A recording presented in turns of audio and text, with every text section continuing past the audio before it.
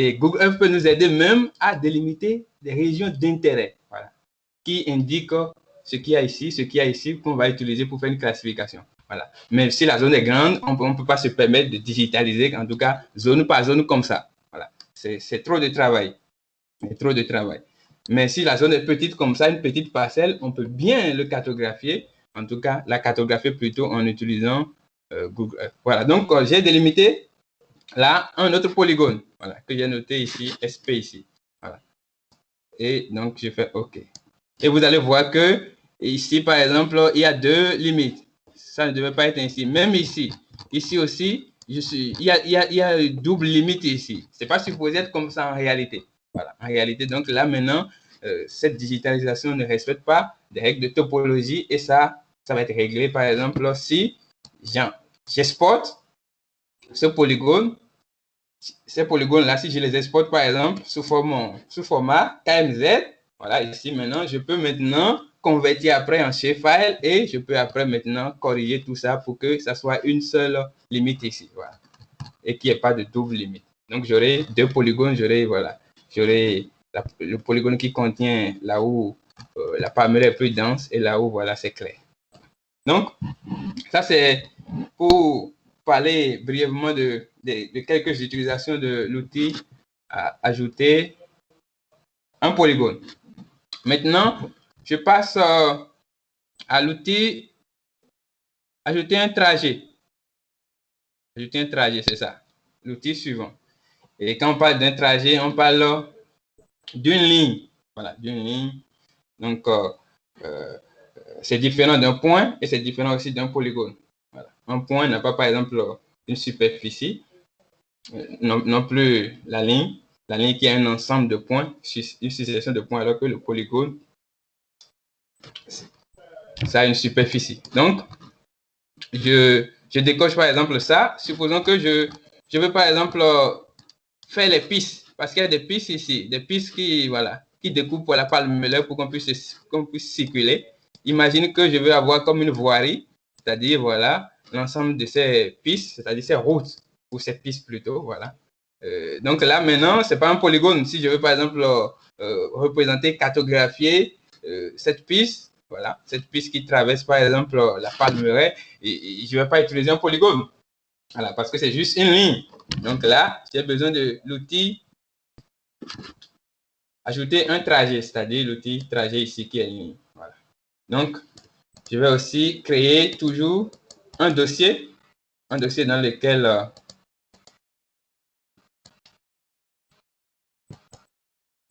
ajouter dossier. Et ça, c'est... Ah, j'ai un problème ici. C'est comme si ma souris est enfoncée. Voilà. OK.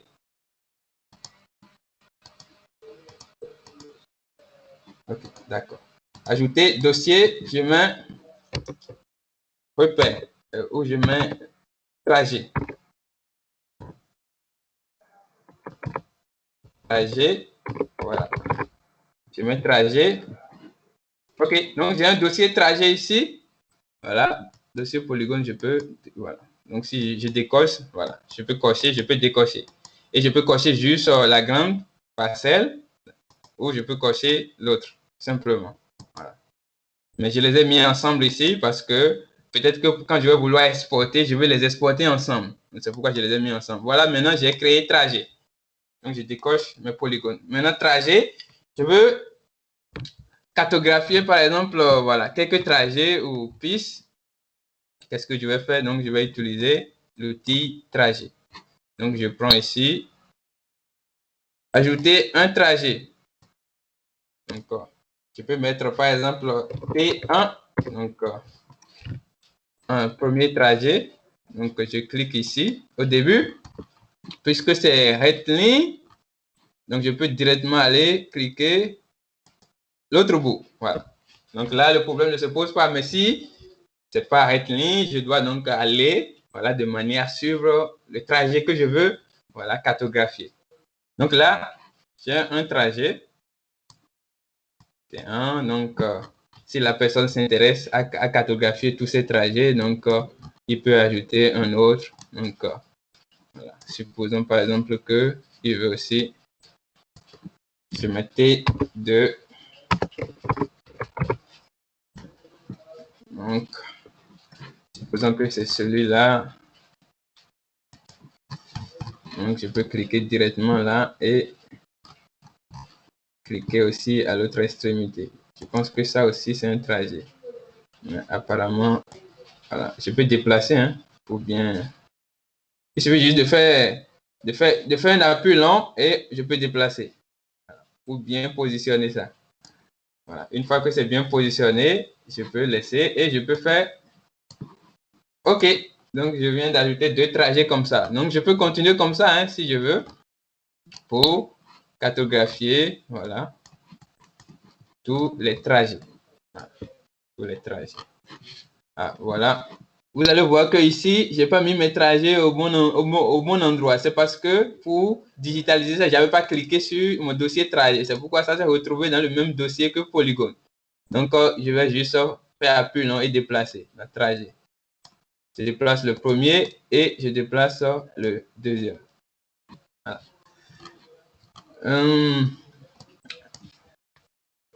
Avec l'outil l'outil règle ici, voilà, l'outil règle, je peux par exemple mesurer la distance, voilà, la distance, même si je ne peux pas mesurer la surface d'un polygone, mais Google Earth me permet quand même de pouvoir mesurer la distance, ou la longueur plutôt, la longueur voilà, d'un trajet. Donc, je peux mesurer la longueur de ce trajet, par exemple. Si je fais comme ça, voilà. Ça me donne ici la boîte qui me donne voilà, la longueur. Ça, c'est en mètres, voilà. Longueur au sol, voilà. Et la direction en degrés. Donc, je peux mesurer, voilà. Et aussi, je peux aussi afficher ici le profil topographique aussi. Le profil topographique aussi d'un trajet. Un trajet. Donc, si par exemple, je prends mon premier trajet ici, si je vais afficher son profil topographique, je dois faire clic droit et afficher le profil de dénivelé. Voilà.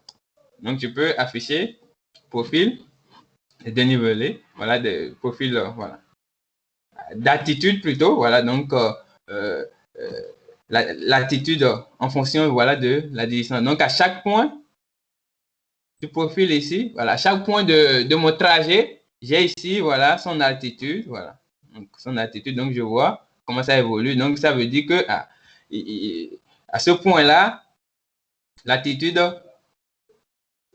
est très basse, voilà, très basse, alors qu'à ce point-là, c'est élevé. Donc, c'est comme si, voilà, il y a comme voilà, un peu de, c'est comme si il y a un bas-fond ici où l'altitude, en tout cas, est très basse. Voilà. Donc, si, voilà, je veux voir comment, en tout cas, la dénivelée, c'est-à-dire le profil topographique de mon trajet, je peux, voilà, le voir ici, voilà, le voir. Donc, voilà. Donc, pour dire que c'est pas la même altitude. Chaque point du trajet n'est pas à la même altitude. Parce que parfois, c'est important. Parfois, on en a besoin. Si, par exemple, on a un transect, voilà. Parce que, par exemple, on peut vouloir aller sur le terrain, prendre des échantillons, et peut-être qu'on veut prendre les échantillons selon un gradient altitudinal. Donc, voilà, un transect comme ça, et on va prendre des échantillons. Donc, pour savoir, voilà, où se trouve ce point où je veux prendre un échantillon, voilà, quelle altitude je suis, et voilà, le long du profil, comment l'altitude varie. Ça aussi, ça aide. Voilà. Donc, ça, je fais. Est-ce que vous me suivez? Oui, 5 sur 5. Ok, d'accord. Peut-être que si vous avez des questions, vous pouvez m'arrêter. Hein? Puisque je parle voilà, de beaucoup de choses, ou peut-être ne pas revenir à la fin, peut-être que vous pouvez m'arrêter. Ok, donc j'étais en train de parler de l'utilisation de l'outil ajouter trajet. Voilà, ajouter trajet, donc des lignes. Voilà, des lignes. Donc, si je veux dans la carte, par exemple, que je veux faire, je veux des lignes, donc je peux les digitaliser ici. Si je veux polygone, je peux digitaliser polygone en utilisant l'outil ajouter un polygone. Et si c'est des points, ajouter un repère. Voilà. En tout cas, ces trois outils sont vraiment importants, très utilisés en tout cas. Maintenant, il y a d'autres outils ici, où il y a d'autres voilà, outils, comme par exemple afficher des images d'archives. Ça veut dire que Google Earth aussi a une archive, voilà, qui contient des images, voilà, des images anciennes, voilà, des images anciennes ou une série temporelle d'images. Donc, pour une zone donnée, je peux vouloir, par exemple, voir, supposons que, voilà, on peut faire un exercice. Supposons que je parlais tout à l'heure de, voilà. Bon, je zoome d'abord sur la parcelle, voilà. Je zoome sur la parcelle, donc, voilà. Voilà la parcelle. Supposons que je veux voir un peu dans le temps comment la dynamique, peut-être la dynamique de la palmeraie, comment ça a évolué dans le temps. Et Google Earth m'offre la possibilité de consulter d'autres images, voilà, des images antérieures pour voir un peu la dynamique. Si je veux étudier la dynamique voilà, de l'occupation du sol, voilà. Je peux donc utiliser l'archive, les archives en tout cas des images Google Earth. Donc voilà ici, je clique ici et ça me donne une barre, voilà, une barre où j'ai depuis 1985 jusqu'à 2020. Mais l'inconvénient, c'est que l'archive n'est pas disponible pour toute zone. Il y a des zones où tu as beaucoup d'images, voilà, et de bonne qualité dans le temps, et tu peux vraiment étudier la dynamique de l'occupation du sol. Alors que pour d'autres zones, les images ne sont pas de bonne qualité ou carrément, s'il n'en existe même pas. Voilà. Donc, pour cette parcelle, par exemple, supposons que voilà, je commence par reculer. Je vais à 2015.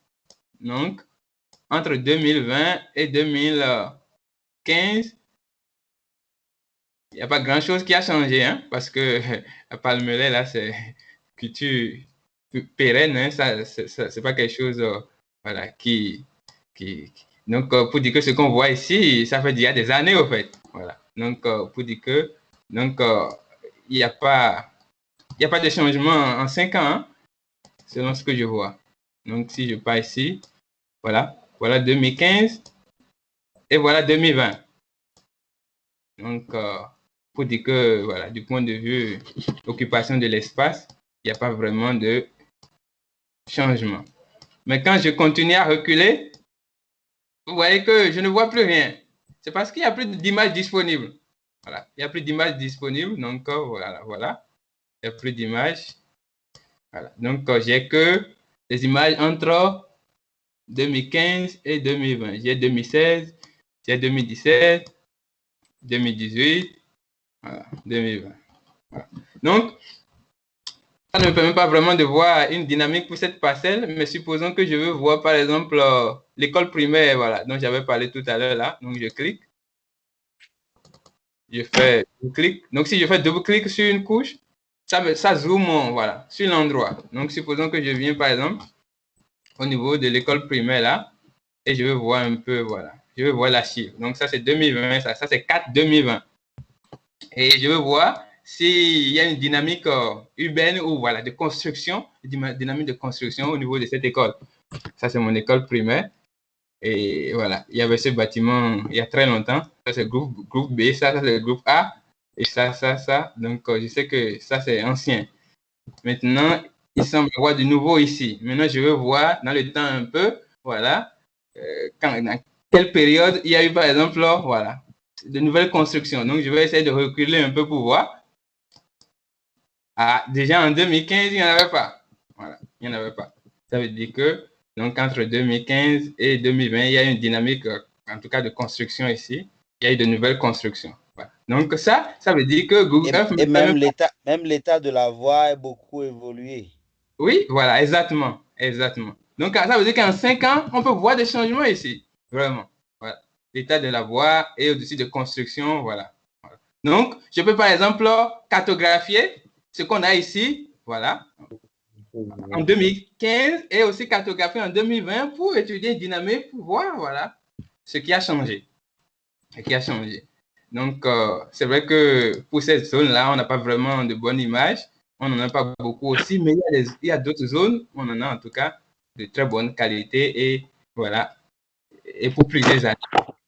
Et ça peut nous aider à, en tout cas, à faire la cartographie à l'échelle voilà, d'une zone petite. Surtout si on veut digitaliser, parce que voilà, si la zone est grande, on ne peut pas se permettre de digitaliser. Voilà, beaucoup. Donc là, c'est là qu'on pense voilà, à faire une classification d'images satellitaires. Donc, mais si c'est une petite zone, par exemple, digitaliser ça, c'est rapide. Voilà, il n'y a pas beaucoup grand-chose ici. Donc, on peut digitaliser rapidement et on peut faire pour plusieurs années et on peut voilà, faire une cartographie ou une étude diachronique, voilà, ou une cartographie de l'évolution temporelle et spatiale de l'occupation du sol. Donc, Google Earth aussi nous permet aussi de le faire. Voilà. Donc, ça, c'est des outils, voilà, qui, en tout cas, pour une initiation, ça, c'est des outils vraiment importants qu'il faut maîtriser. Repère, polygone, voilà, trajet. Ici, c'est voilà, superposition d'images. Parce qu'on peut ajouter des images ici aussi, si on en a dans son PC. Voilà. Et ça, c'est enregistrer la visite. Ça, c'est voilà, lumière du soleil. Donc, c'est juste pour changer voilà, l'affichage. Voilà. Donc, ça c'est juste pour visualisation. Ça, c'est pour voir le ciel. Voilà, passer de la terre au ciel, ça c'est la règle. Ça c'est pour envoyer un email. Donc ce qu'on fait ici, ce qu'on digitalise, on peut envoyer par email à quelqu'un. Voilà, donc c'est ça. Donc en tout cas, il faut voilà être capable de pouvoir placer des repères, ajouter des repères, des polygones, des trajets. C'est vraiment important. Voilà, parce que c'est la base de la cartographie.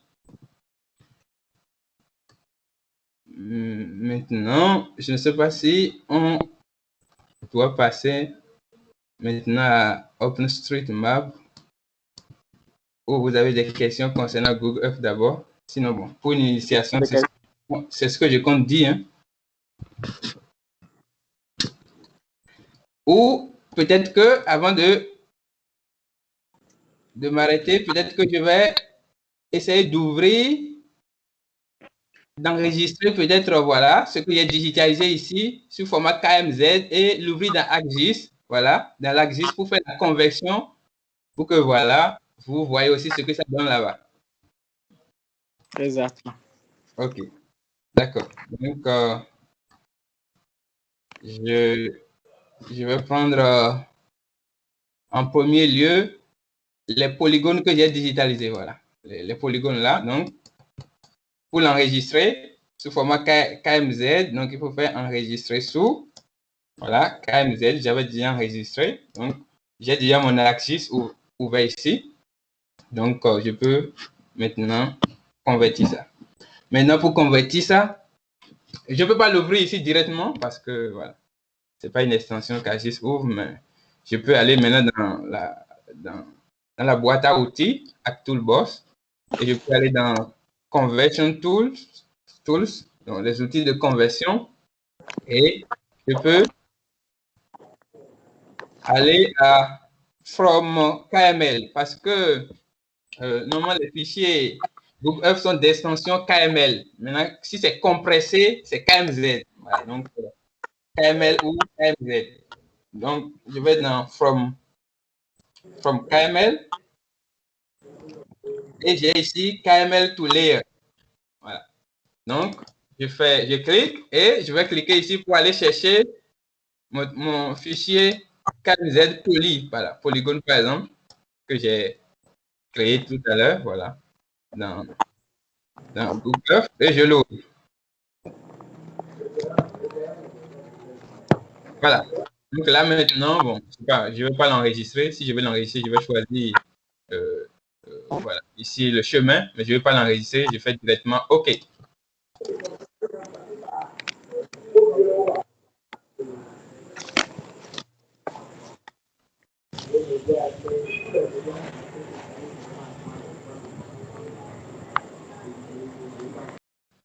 Voilà. Donc, je l'ai converti en polygone. Donc, je peux cliquer ici, par exemple, pour l'exporter. Donc, clic droit, data. Donc, je vais l'avoir maintenant ici sous forme shapefile. Donc, j'ai ici, par exemple, je mets parcelle. Voilà. Donc, je l'ai maintenant. Si je fais exporter, je l'aurai maintenant sous forme de shapefile. Voilà. Polygone. Donc, voilà ce que ça donne. Maintenant, j'ouvre la table attributaire ici. Voilà, voilà, j'ai mes deux polygones. L'autre, c'est la parcelle. L'autre, j'avais mis SP. Donc, les noms sont ici. Donc, voilà, la parcelle, la grande. Et voilà, la petite. Maintenant, je disais là-bas que qu'il y avait des soucis de limite. Voilà. Il y avait des soucis de limite. Donc, soucis de décalage. Voilà, qui n'est pas normal en réalité. Voilà, qui n'est pas normal. Donc,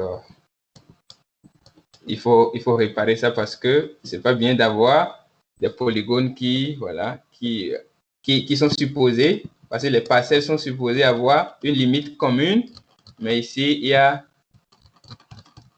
comme une double limite. En tout cas, ça, du point de vue topologique, c'est pas bien. Maintenant, pour régler ça, il faut, par exemple, que j'ai un mode d'édition, voilà, pour éditer ça manuellement, voilà.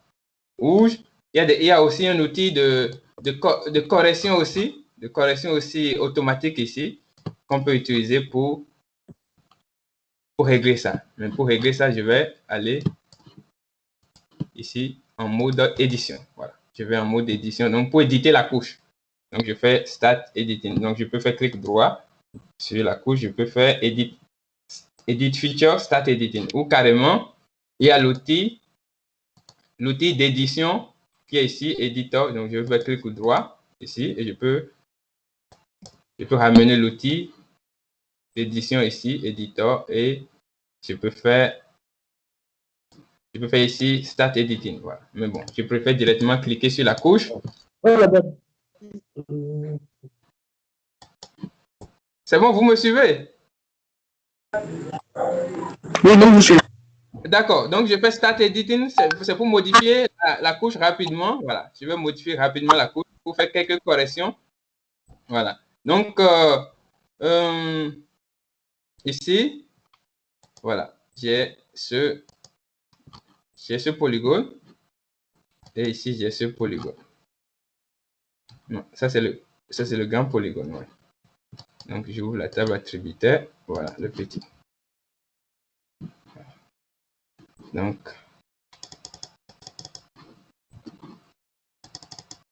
il y a un décalage ici que je veux régler. Donc ici par exemple, voilà.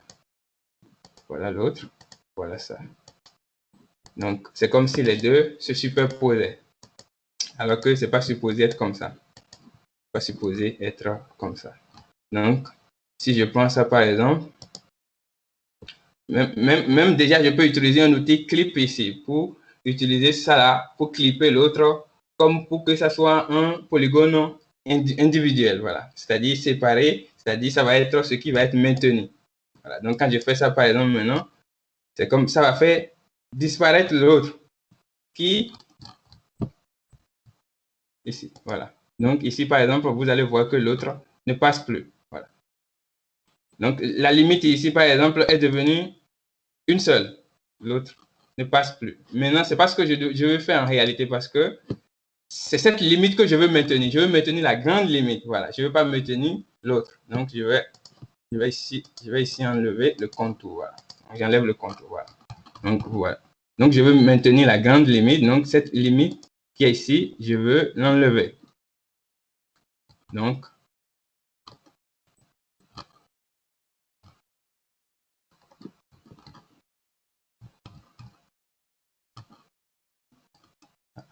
là où ça dépasse ici, je dois le couper. ici. Donc, je peux utiliser ça par exemple pour le couper ici.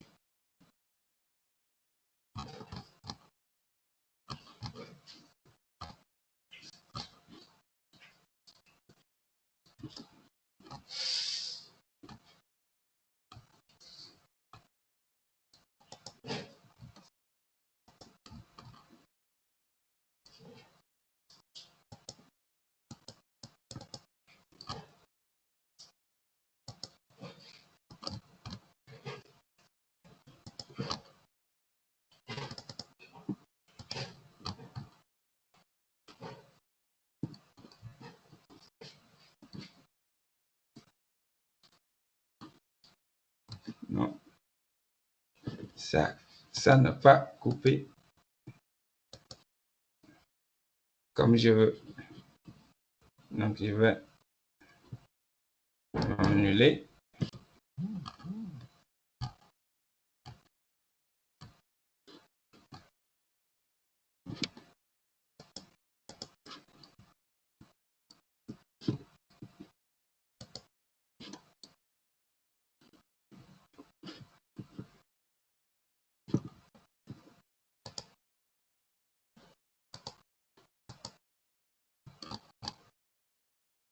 Non.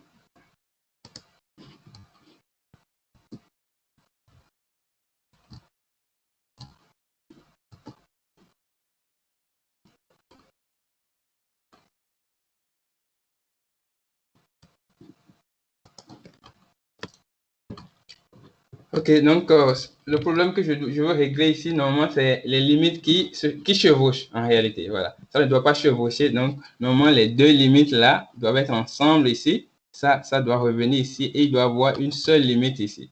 Voilà, donc les deux polygones là doivent avoir une limite commune ici.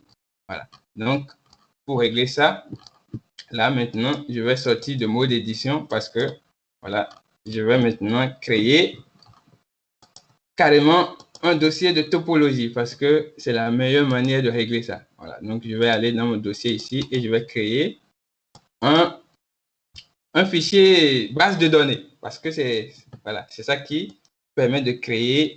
Donc je vais créer une base de données. Je vais par exemple database. Voilà. Donc dans ce database maintenant, je vais créer un fichier de type dataset. Voilà, dataset. Donc je lui donne nom, par exemple data. Et système de coordonnées, je travaille dans WGS. Voilà. Donc, je fais suivant. Finish. Donc, j'ai créé un fichier de type dataset ici. Donc, dans dataset, maintenant, je peux importer un shapefile. Voilà. Parce que je voulais faire manuellement, mais ça me pose de problème. Donc, je vais utiliser un outil ici qui va m'aider à identifier là où il y a le souci. Donc, je vais faire import. Voilà. Donc, import feature class. Donc, je vais maintenant importer mon polygone parcelle à l'intérieur, voilà, de cette base de données que je viens de créer. Voilà. Maintenant, c'est importé. C'est importé. Donc, on peut voir maintenant que dans cette base de données, maintenant, j'ai ma parcelle. Là, maintenant, en tout cas, quand on a des problèmes de topologie, le mieux à faire, c'est de créer une database et un dataset à l'intérieur. Et maintenant, on a la parcelle. Maintenant, je peux cliquer maintenant droit ici et je peux maintenant faire new topologie. Voilà, topologie, c'est les règles en tout cas normalement qui doivent être respectées quand on fait le polygone. Donc je fais suivant. C'est vrai que c'est pas le but n'est pas ArcGIS, mais bon, c'est juste pour voilà faire quelque chose. Donc voilà parcelle. Je continue. Voilà parcelle. Voilà. Ici c'est ajouter les règles. Voilà. Quelles sont les règles ici par exemple? Il y a beaucoup de règles. Une des règles ici c'est must not overlap. Ça veut dire qu'il ne doit pas avoir de superposition entre les deux. Donc, je prends cette règle et je fais OK. Je peux ajouter d'autres règles, mais je m'arrête à cette règle et je fais suivant. Finish. Ouais.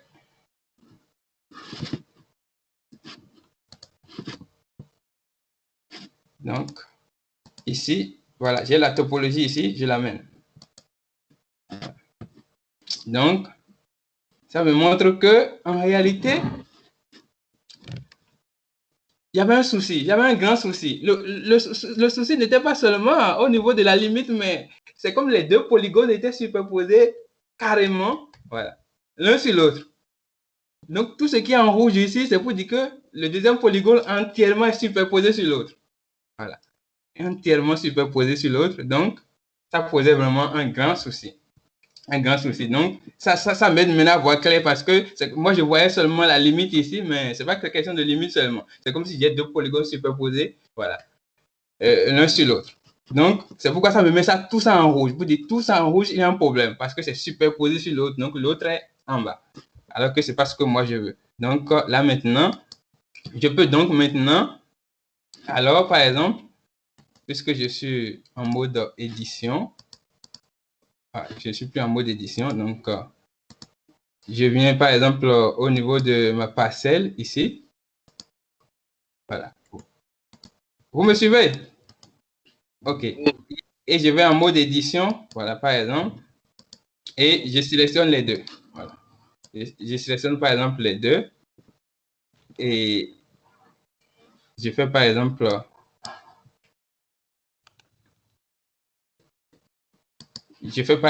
union des deux.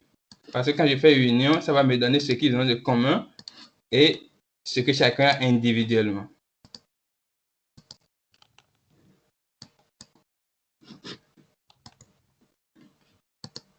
Voilà. Donc, quand je fais union, ça veut dire, voilà, ça et ça. Ça, c'est l'autre est individualisé maintenant. Et voilà, ça et ça. Donc,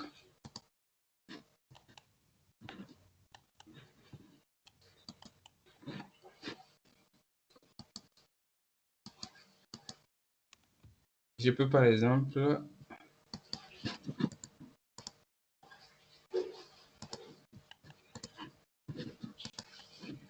ça.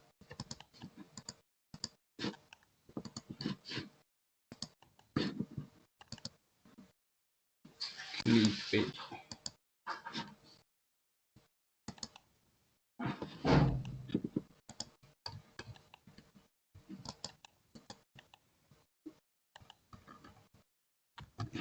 J'ai toujours un souci. Voilà la topologie.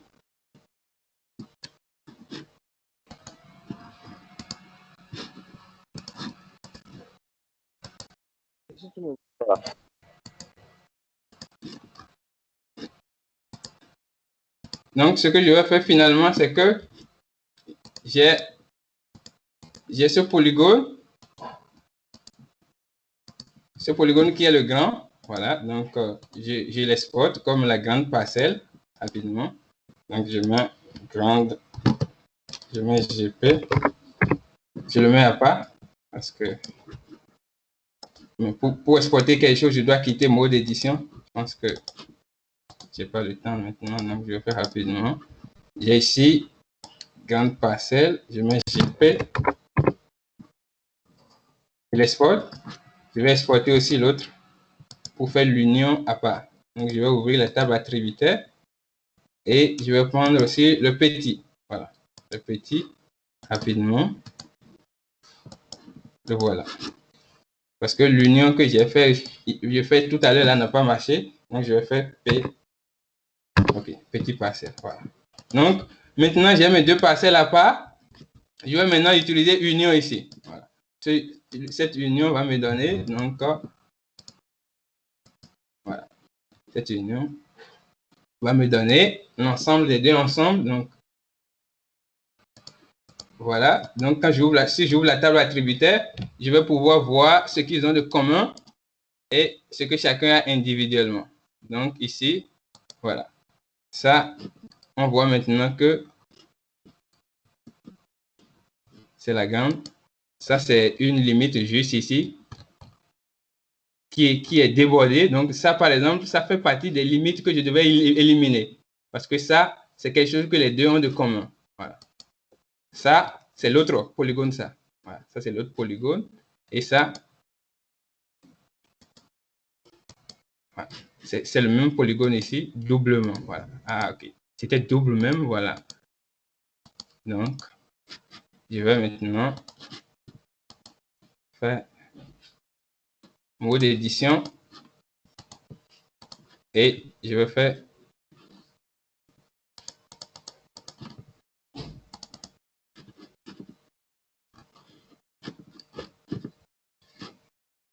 ça. Je vais supprimer ça parce que ça c'est dehors. Par rapport au grand polygone, c'est dehors, ce petit-là. Voilà, ce petit-là est dehors. Donc, je vais le supprimer. Voilà, je ne le veux pas. Maintenant, ça,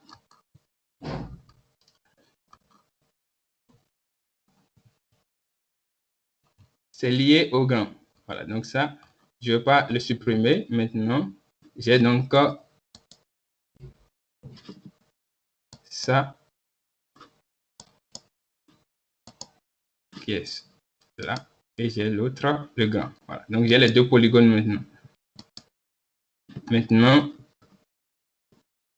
ce grand-là, je vais le couper.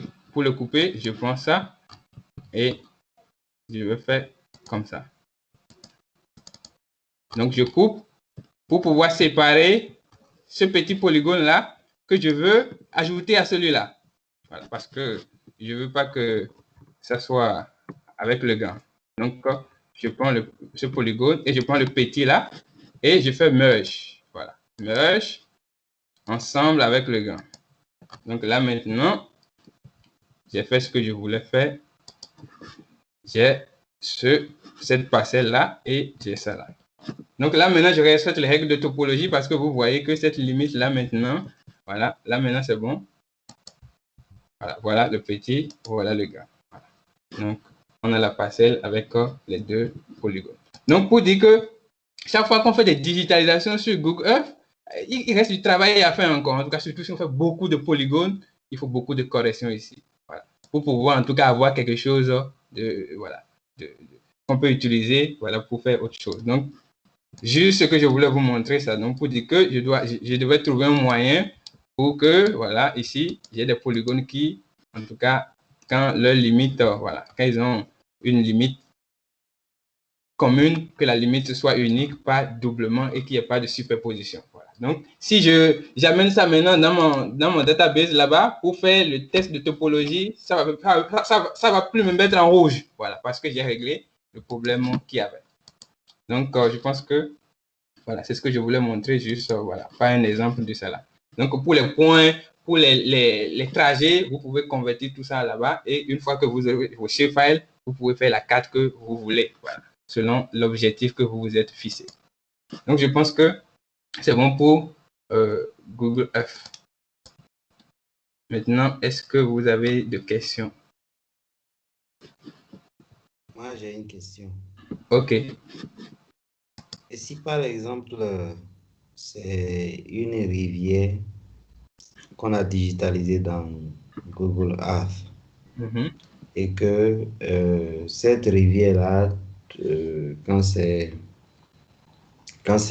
amené dans ArcGIS ou bien ArcMap, devrait être à une limite ou bien à cause des soucis de digitalisation et de petites erreurs qui s'accumulent avec le temps. Et la rivière qu'on a digitalisée est un peu écartée des frontières, alors que peut-être ça devrait marquer la frontière d'une région donnée.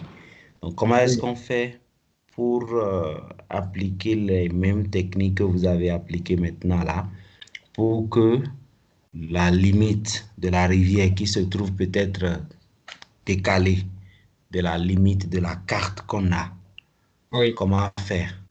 Parce que j'ai dû, dans ce cas-là, j'avais dû, par exemple, refaire une autre digitalisation dans le logiciel, dans ArcMap pour adapter. Mais comment je peux faire, par exemple, pour que la ligne que j'ai tracée, parce que ce que vous avez fait, c'est pour 2 polygones. Oui. Est-ce que ça s'applique et comment pour le cas, par exemple, d'une rivière qui est peut-être une ligne? OK, d'accord. Et voilà, d'un polygone. D'accord. Je prends par exemple les lignes que j'avais, voilà. J'avais digitalisé là et je l'ai converti aussi rapidement. Voilà, pour que voilà. Ici, c'est pas les lignes A, ici c'est le point que j'ai fait. J'avais des lignes que j'avais pas enregistré les lignes. Voilà, je vais enregistrer rapidement. Je vais dans Google Earth, c'est ici. Voilà les lignes trajet. Je vais enregistrer rapidement trajet. Et je convertis rapidement KML trajet. Voilà, voilà. Okay. Voilà mes trajets, les deux trajets que j'ai. Je vais les exporter.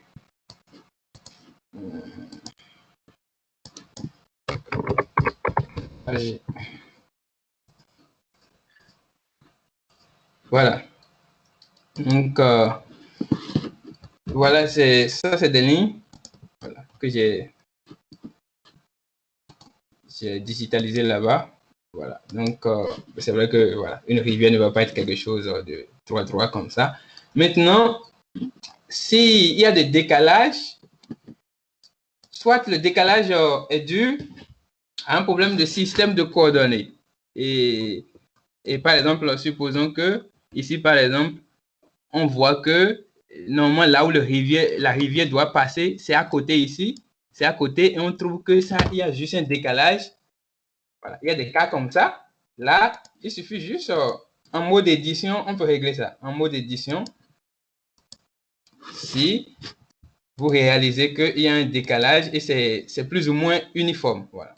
Pour dire que c'est comme si il suffit juste que je déplace le tout ensemble pour que ça soit réglé. Bon, d'abord, il faut que je m'assure d'abord que les deux, ce que je vais superposer, les deux soient dans le même système de coordonnées. Voilà. Donc, je suppose que j'ai par exemple ici peut-être une carte qui me montre que voilà, le réseau hydrographique doit passer par là exactement. Et je sais que c'est là que ça doit passer, mais sur ce que j'ai digitalisé, je trouve qu'il y a un décalage.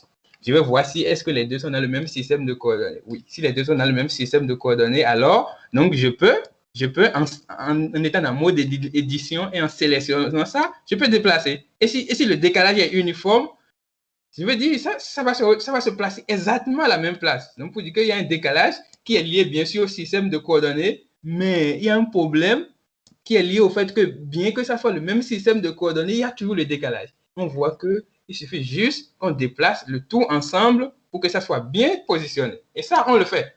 Voilà, on peut le faire. Voilà. Mais maintenant, si le décalage est uniforme et que tu vois que si tu déplaces l'ensemble de ta ligne, ça ne va pas se superposer exactement là. Il faut retourner digitaliser encore. Est-ce que vous comprenez ce que j'essayais de dire? Oui, oui, oui. Donc, si vous voyez que voilà, c'est l'ensemble de votre ligne, il suffit juste de le déplacer pour que ça soit exactement superposé. Alors, en mode édition, déplacer seulement. Mais si ce n'est pas le cas et vous trouvez que voilà, là, il faut donc, ça veut dire qu'il y a un problème au niveau de la digitalisation et vous devez refaire pour être le plus précis possible.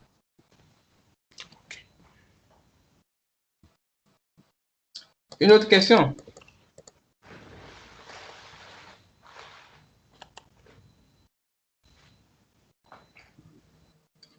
Donc, hein? Il faut aller maintenant à la seconde.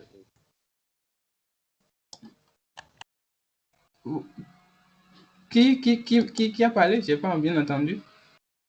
Mauriac, je dis. Ah, Mauriac, qu'est-ce que tu as dit? Il a dit de partir maintenant à OpenStreetMap. Ok, d'accord. Ok. D'accord. Ok, donc, je vais sur...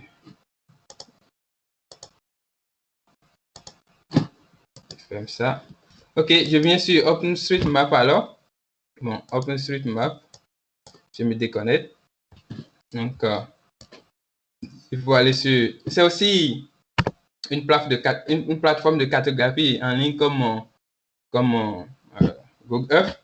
Mais en tout cas, plus...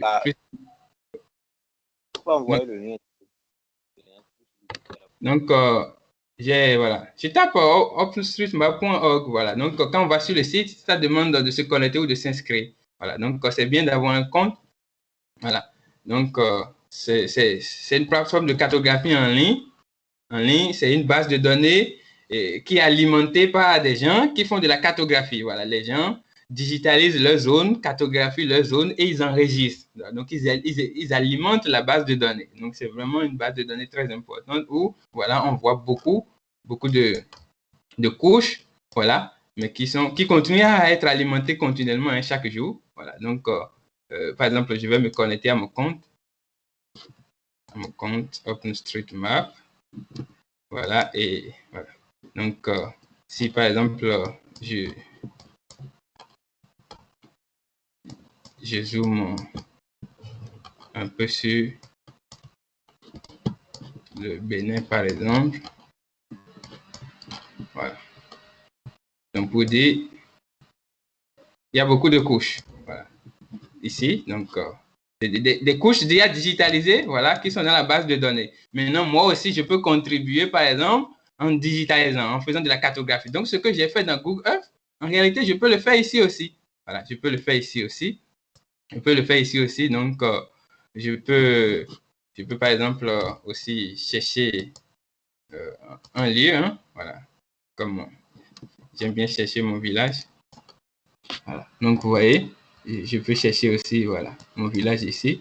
Et vous avez déjà des polygones, beaucoup de choses qui sont déjà digitalisées ici. Hein. Voilà, des polygones qui représentent, voilà, des éléments, voilà, que ce soit des parcelles, voilà, ou quelque chose. Donc, c'est des gens qui, voilà, qui ont digitalisé ça parce que, voilà, ils avaient besoin de digitaliser quelque chose et ils ont enregistré dans la base de données. Voilà, donc, c'est pour dire que, voilà, moi aussi, je peux aussi contribuer aussi, voilà, à alimenter la base de données, voilà. Mais maintenant, pour pouvoir éditer, voilà, la base de données, il faut venir sur modifier, voilà, pour pouvoir modifier.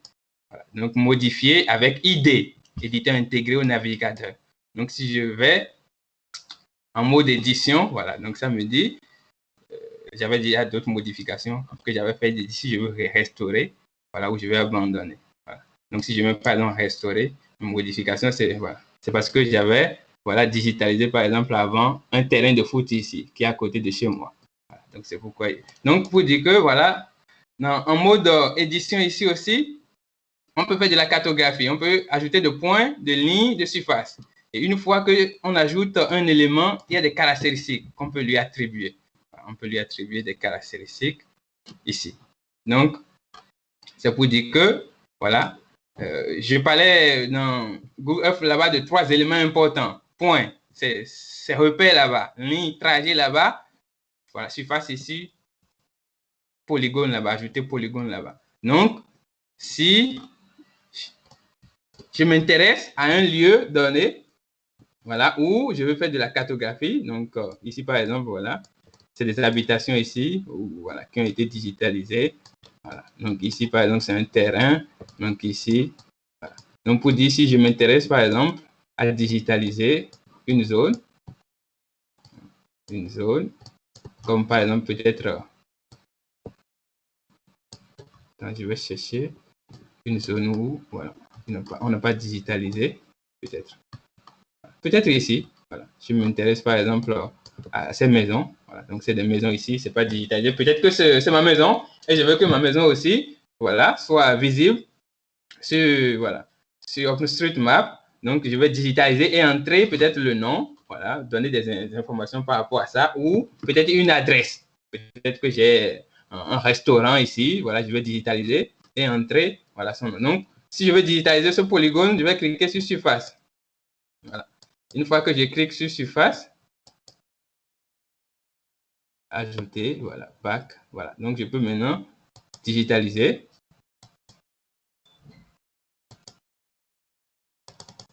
Voilà. Donc, je peux maintenant dire de quoi il s'agit. De quoi il s'agit, voilà, c'est un polygone, type de bâtiment, est-ce que c'est un bâtiment? Voilà, peut-être que, voilà, je mets, est-ce que c'est une maison? Voilà. Donc, si c'est un bâtiment, je vais dire quel est le nom du bâtiment. Peut-être que c'est le bâtiment de mon restaurant. Bon, juste voilà pour dire. Hein. Donc pour dire, voilà, on peut entrer des informations concernant ce qu'on fait. Donc ça met déjà restaurant ici. Voilà. Donc on peut faire de la cartographie comme ça. et cartographier beaucoup de choses, que ce soit polygone, que ce soit point, que ce soit ligne. On peut faire de la cartographie. Si c'est la végétation qui m'intéresse, peut-être que voilà, c'est la palmeraie qui est à côté ici qui m'intéresse. Voilà, voilà, où j'ai voilà, j'ai une parcelle que je veux cartographier. Donc voilà, je ne veux pas trop entrer dans les détails ici, mais c'est pour dire que voilà, je peux digitaliser ce que je veux. Une fois que j'ai digitalisé, comme par exemple, je viens de digitaliser cette maison-là comme restaurant, je peux maintenant cliquer ici pour dire sauvegarder. Et ça va, après avoir fait sauvegarder, je vais faire, voilà. Et ça va entrer dans la base de données. Je vais envoyer, voilà, pour alimenter aussi la base de données. Voilà. Mais maintenant, je peux aussi exporter, voilà, ce que les gens ont déjà digitalisé ici. Les gens ont déjà fait beaucoup de choses, voilà. Donc, supposons que, voilà, je veux exporter. Donc, supposons que je fais sauvegarde ici. C'est vrai que la sauvegarde prend parfois du temps. Mais je veux quand même pouvoir exporter des cartes ici pour exporter dans ArcGIS. Voilà. J'aimerais pouvoir exporter. Donc, la sauvegarde prend parfois du temps. Il faut sauvegarder et aussi envoyer ça dans la base de données, ça prend du temps. Peut-être que je vais sauter cette étape pour voir, pour montrer comment, parce que la cartographie ici, c'est encore plus facile, plus facile et interactive même que Google Earth. Maintenant, comment exploiter les données ici, voilà, les données déjà digitalisées par d'autres, ou si nous-mêmes nous digitalisons, comment nous pouvons les exporter et exploiter, par exemple, dans ArcGIS, ou dans QGIS, d'autres logiciels SIG. Donc, je pense que ça prend du temps. Mon truc pour sauvegarder les modifications, voilà. Donc, c'est pas encore ce truc là. Donc, je vais abandonner, voilà, abandonner mes modifications. Donc, je les abandonne. Voilà. Et je vais quitter même mon mode d'édition aussi. Okay. Maintenant, supposons que je vais exporter des données. Voilà, je vais exporter des données. C'est ça que je vais montrer pour exporter des données, c'est ici. Voilà, il y a l'outil exporter ici. Voilà. Donc, tout ce que les gens ont digitalisé, par exemple, dans cette zone ici, voilà, toutes ces, voilà, je les exporter. Et ça demande les coordonnées de la zone qu'on veut exporter, mais je peux cliquer ici pour sélectionner manuellement la zone. Voilà. Donc, peut-être que, voilà, c'est cette zone qui m'intéresse, ou peut-être que c'est une zone, voilà, bien déterminée où je veux, voilà, je veux exporter tout ce qu'on a digitalisé là, ou ce que moi-même j'ai digitalisé. Voilà, donc je sélectionne la zone qui m'intéresse, ou si j'ai les coordonnées, je peux les entrer aussi. Hein. Voilà. Et une fois que j'ai sélectionné, je vais faire exporter. Voilà, exporter. Donc, ça c'est juste voilà, la petite zone autour de ce village-là. Ok, donc je clique ici exporter. Ça va exporter, mais c'est un fichier de type OSM. Voilà, OSM. Donc, OpenStreetMap. Voilà. Maintenant, pour pouvoir l'ouvrir ou l'utiliser sous forme de shapefile, je pense que ArcGIS ne nous aide pas vraiment. ArcGIS ne nous aide pas vraiment, c'est pourquoi je vous conseille d'utiliser QGIS qui nous permet de l'ouvrir. Donc, c'est pourquoi je vais ouvrir QGIS rapidement. C'est facile voilà, à l'utiliser en QGIS. Parce que c'est un ensemble de fichiers de forme. Parce qu'il y a des lignes dedans, il y a des polygones dedans, il y a points dedans. Voilà. Donc, tout ce qui est digitalisé dans cette zone. Voilà. Donc, dans ArcGIS, voilà, il n'y a pas. Et puis, voilà, directement pour l'ouvrir. Donc, c'est pourquoi j'ouvre QGIS. Donc, dans QGIS, par exemple, maintenant, bon, attendez d'abord, ce que je viens de télécharger là, c'est ça ici, map 1. Donc, je le mets par exemple sur mon bureau ici.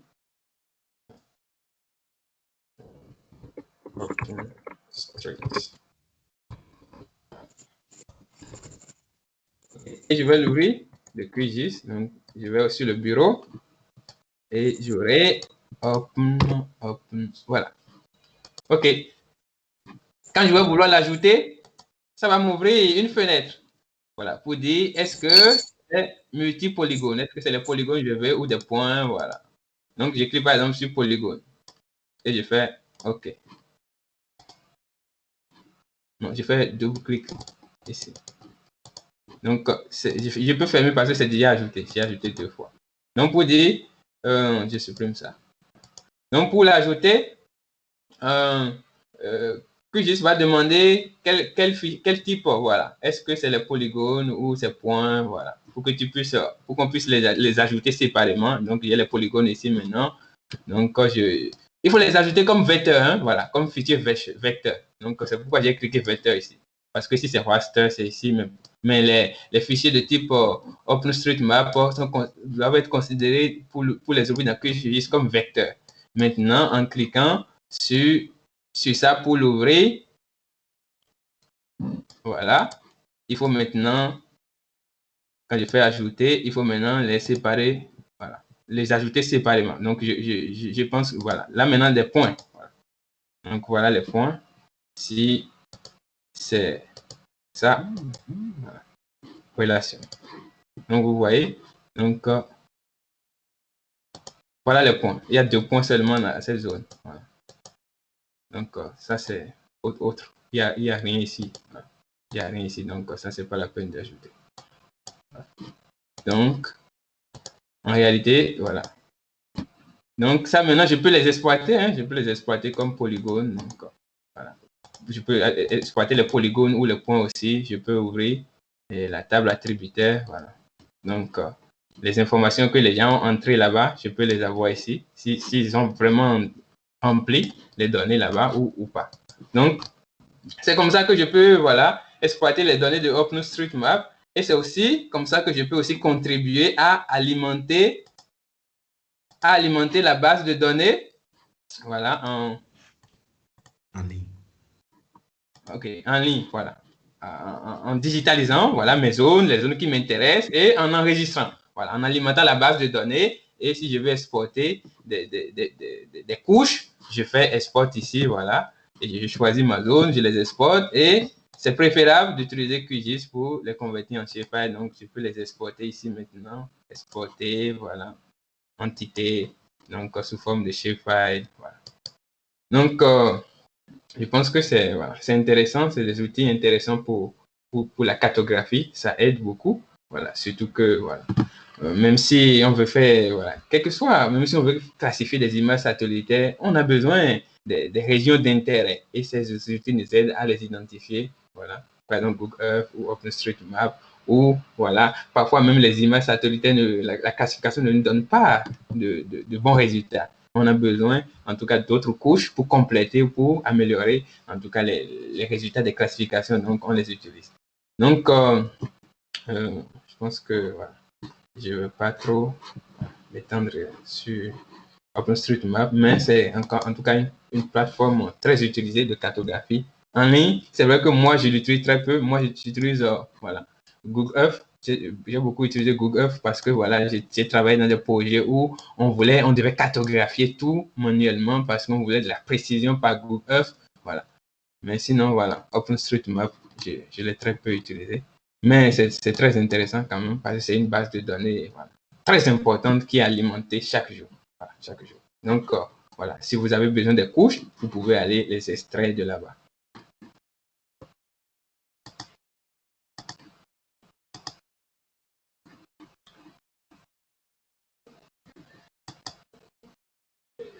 Voilà donc ce que je peux dire comme voilà, initiation à Google Earth et à OpenStreetMap. Il y a beaucoup de choses à découvrir, hein, beaucoup de choses à découvrir. Voilà. Plus on y travaille, plus voilà, on découvre des choses et voilà. On est confronté à des problèmes et on découvre et on apprend. Donc, c'est un bon début pour vous y approfondir. Bon, merci beaucoup. Merci beaucoup. Je vais dire docteur Moukmane. Merci beaucoup.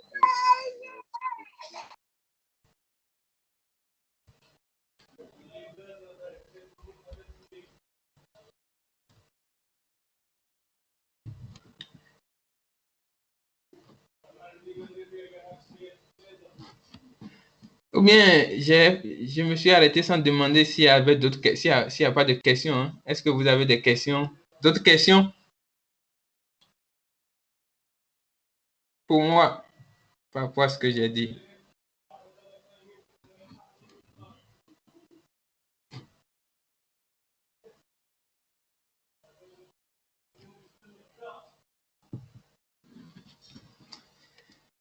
D'accord, ok. Donc, s'il n'y a pas de questions, Moria, que j'ai fini, hein?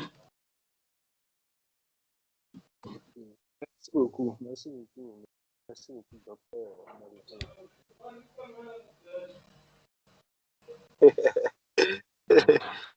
Je peux l'enlever. Donc, je remercie beaucoup, docteur Mérité. C'est moi qui vous remercie et je remercie les participants, hein, voilà, d'avoir participé, Pas, pas, de m'avoir pas la écouté, lui aussi. truc m'a fait Google Earth. Bon, moi, je pense que ça a dit le- moi, j'ai quelque chose à faire. Oui, si vous avez des choses à ajouter, peut-être, Moria, peut-être des choses importantes que, voilà, j'ai pas touché, hein, que tu juges important parce que, voilà. Pas dire quelque chose rapidement. Hein. Ils peuvent directement passer de ArcGIS directement à la plateforme de Google, la plateforme de Google. Oui, oui, oui. Là-bas, l'intérêt, c'est quoi? Lorsque peut-être ils veulent projeter peut-être une couche pas déjà délimitée dans une zone, sans digitaliser après, affiche ça directement dans ArcGIS. Et ils mettent ça en page en même temps dans ArcGIS.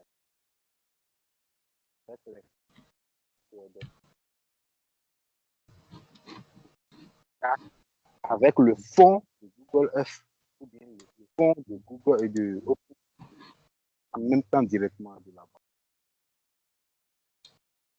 Est-ce que vous me recevez? Bon, ça frottait, mais moi j'ai compris quand même, j'étais entendu.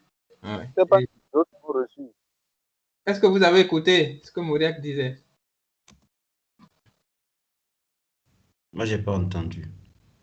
Bon, je dis en fait que ce qu'il a dit, hein, c'est bien si vous pouvez travailler directement sur la plateforme.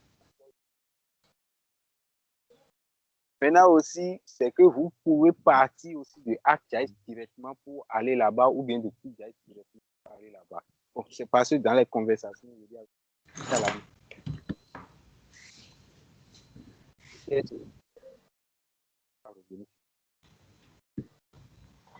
Et j'avoue que c'est beaucoup mieux ce que Mauriac dit, parce que même moi aussi, pour, voilà, pour exploiter Google Earth ou, voilà, ou même voilà, les images de Google Bing ou même voilà, OpenStreetMap, je préfère par exemple les utiliser directement voilà, dans QGIS.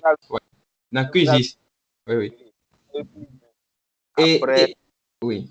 Et vous travaillez directement sur le fond là-bas, voilà, et vous faites votre digitalisation dans, voilà, dans l'interface ArcGIS ou QGIS. Ouais. vous avez dit travail. En même temps, on voit dans un semblant de 3D. C'est facile. Dans une autre séance, on va revenir sur ça. Ce serait très bien qu'on puisse revenir dessus parce que ça m'intéresse quand même. Moi, j'ai Voilà. utilisé, depuis un certain temps, j'ai utilisé Google Earth, mais OpenStreetMap, je n'en ai pas trop entendu parler. Lors d'une formation en ligne, peut-être. Oui. Voilà, on pourra faire une formation en ligne et tu pourras continuer hein, pour, voilà. Par exemple, Là, travailler directement, par exemple, dans QGIS sur OpenStreetMap, c'est beaucoup mieux. C'est beaucoup mieux. Voilà. Oui, mais bon, pour un début, c'est mieux de les traiter à part, mais après, il faut lier les deux. Et ouais, c'est beaucoup plus facile. on va continuer. Je remercie quand même les autres participants, ceux qui n'ont pas pu rester jusqu'à la fin, ceux qui ont pu rester.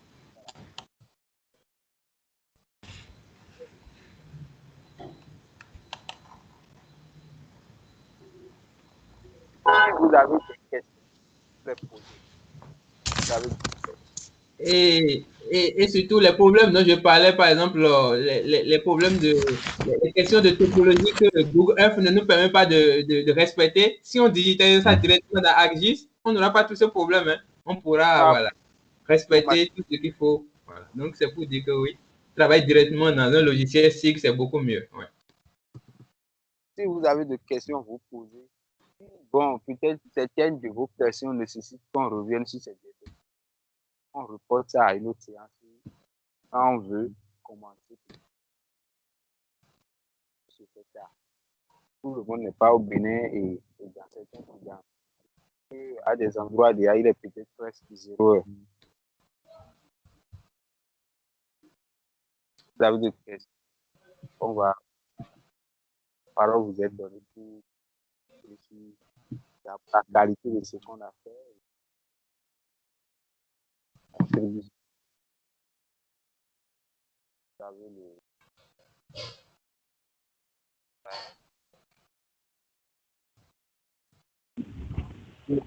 Académie, c'est compris. Je pense que Dan tu l'as compris.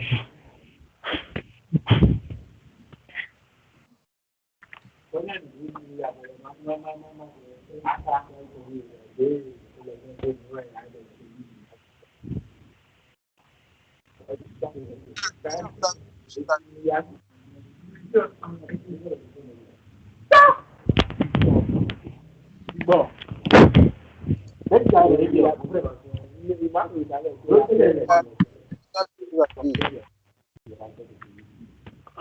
Toi, mon le son n'est pas trop bon. Je ne vois pas.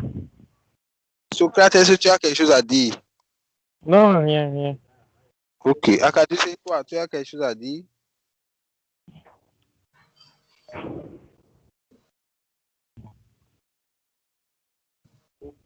Et monsieur Oladiji, est-ce que vous avez quelque chose à nous dire? Votre micro est coupé.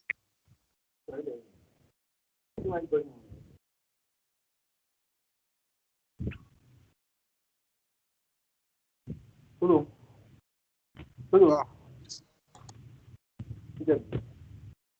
Modeste. Donc, Oui, Mauriac. et donc, je pense que les autres, ils n'ont quelque chose à dire. Ils n'ont pas de feedback pour moi. Quelque chose à. Non, là, je... Ok, d'accord. Merci beaucoup. Oui, merci beaucoup à vous aussi. Et je remercie beaucoup M. Modeste pour vraiment exposer. C'est intéressant en fait. Et l'avantage aussi, bon, ce que vous avez présenté, c'est vrai que dans QGIS, on a du mal à traiter les choses là sans les extensions en fait. Et parfois, ça crée un bug pour moi quand je veux travailler directement dans QGIS. Les extensions, il s'agit des extensions déjà me prennent déjà assez de temps parfois. Et parfois, ça rate. Je pense qu'avec avec Google F, là, bon, je pense que je vais trouver quelque chose sur toi. Merci beaucoup. Okay. Merci pour vos questions.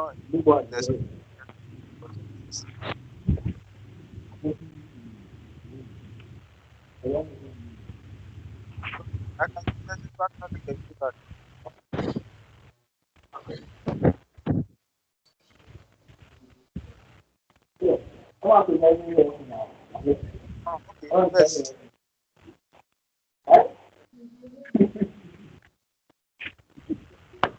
Yes. Oui? Donc,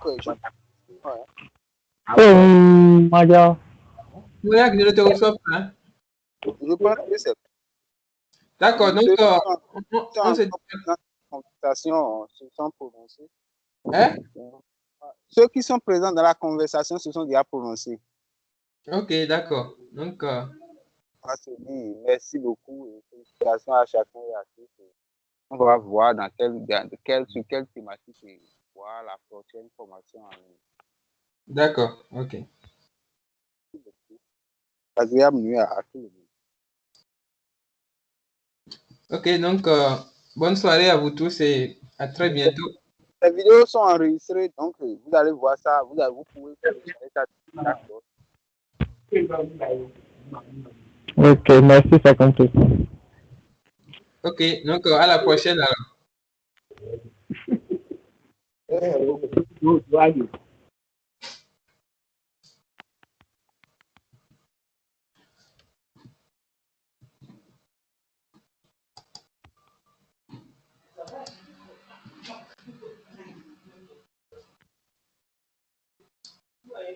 Mauriac, Oui, Modeste. je ne te reçois pas bien. Sinon, c'est demain soir, hein? On se. Oui, il n'y a pas de problème. Il n'y a pas de problème. Il n'y a Ok. pas de soir. Hein. Demain soir, tu as dit à 19h, 19h, heure du Bénin ou bien heure de là-bas. Heure d'ici. Heure d'ici, ça va être 18h chez toi, hein? C'est bon pour toi? 18h chez moi ou bien 20h. Ah oui, 20h, Voilà. 20h chez toi. 20h chez toi, oui. C'est bon? Oui, il n'y a pas de problème. Ok, d'accord. Ok, d'accord. Donc, on va se dire à demain alors. Acadius.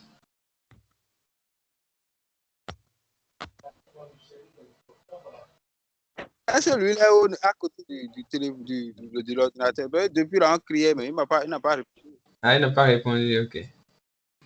Son micro est ouvert maintenant. D'accord. Apparemment, il n'est plus là. Hein. D'accord. À demain. Ok, d'accord. Donc, on se dit à demain. Et il sera avec nous, les autres aussi, non? C'est qui? C'est Socrate ou bien Acadius? Ça sera avec vous. Ok, Ça d'accord. D'accord. sera avec D'accord. Ok. D'accord. Ok. Donc, on va se dire demain. Ouais. Ok. Bonne nuit, Mauriac.